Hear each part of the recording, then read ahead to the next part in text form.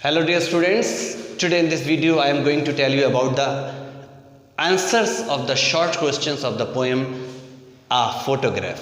The first question, who were the girls in the cardboard? वो जो cardboard है जिसमें एक पिक लगी हुई है उस टाइम का एक फ़ोटो जिसे देख कर आज पोइटिस अपनी मदर को याद कर रही है, उस पास्ट को याद कर रही है।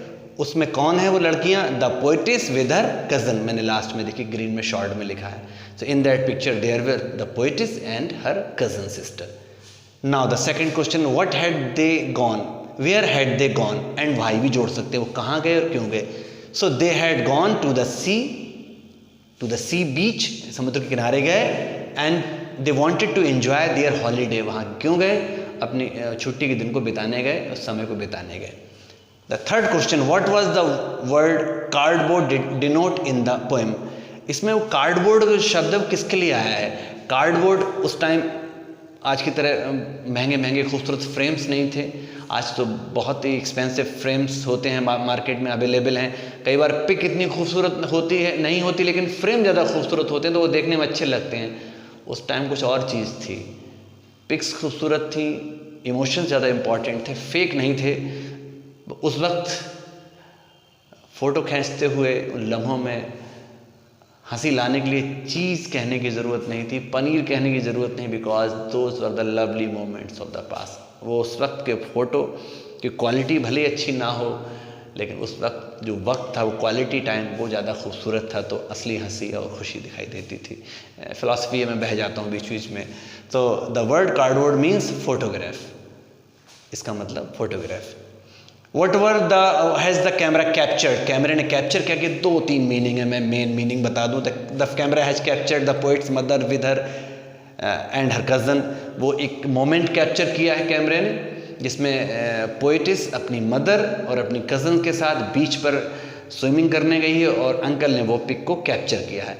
हम ये भी कह सकते हैं the camera has captured that lovely moment of the पोइटिस life in which she was engaged with her mother and with her cousin sister. Got it? तो दो बातें हैं, लोग भी हैं उस मोमेंट में और वो मोमेंट भी है उन लोगों के साथ। दोनों ही आंसर हैं, बहुत ही मज़ेदार है। What has not change over the years? वक्त बदला, वो नहीं बदले। मतलब क्या नहीं बदला? बदला क्या नहीं है? द सी, वो समुद्र नहीं बदले, वो हालात नहीं बदले, वो एटमॉस्फेयर आज भी है। कहते ना कि तुम नहीं हो लेकिन वक्त वही है, और कई बार वक्त बदल गया लेकिन तुम वही हो, और कई बार न तुम वो हो और न वक्त वो है। आइए पोएम पर आते हैं। The poets mother laughed at the snapshot, what did it indicate? किस बात पर पोइटिस की मदर हंस पड़ी? ये क्या साबित करता है, क्या बताता है? Because she miss that sweet moment. जब हमारे ज़िंदगी में बहुत तकलीफ़ें, मुश्किलें, परेशानियाँ, दिक्कतें हैं, अचानक हमें खुशी का कोई पल याद दिलाता है, कोई तस्वीर दिखाकर, कोई मोमेंट याद दिलाकर, कोई इंसिडेंट सुनाकर, suddenly we started to smile. एक फ्लिकर ऑफ स्माइल हमारे चेहरे पर आती है, just remembering that lovely moment which will never be again in our life.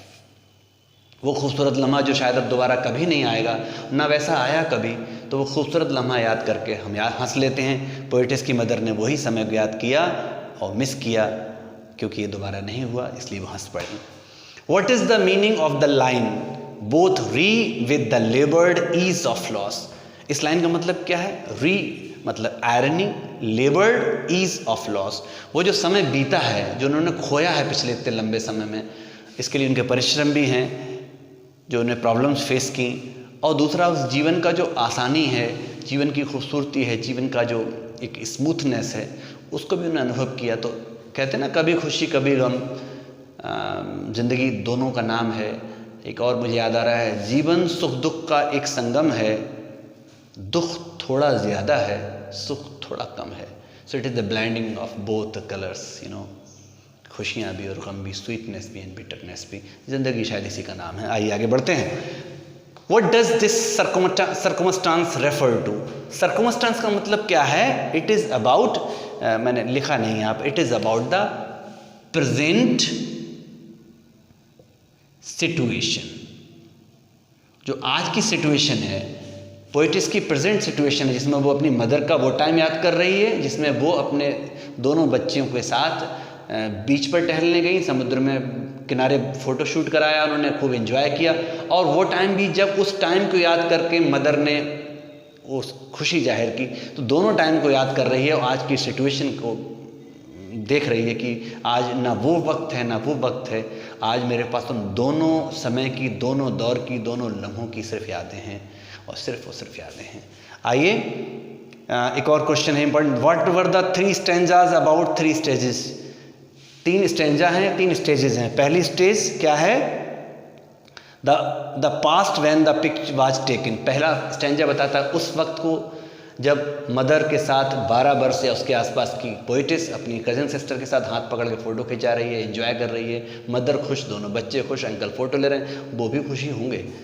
दूसरा स्टैंजा में क्या देख रहे हैं? Joy to see the pic of now, joy to see the pic, उसकी मदर्स का जॉय। सेकंड स्टैंजा में वो याद कर रही है उसके 20-30 साल बाद मदर अचानक उस पिक को देखकर हंस पड़ती हैं, खुश हो जाती हैं, उस टाइम को याद करके जो दोबारा उनकी लाइफ में उतना खूबसूरत नहीं आया। Now the third stanza is about the current situation, current condition in which the पोइटिस is all alone, neither she has her mother nor she has her cousin sister nor she has her uncle with her.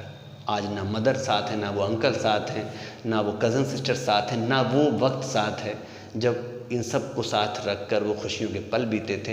तो 3 stanzas have 3 different flavors and taste. I hope that you all have enjoyed these answers and tried to understand well.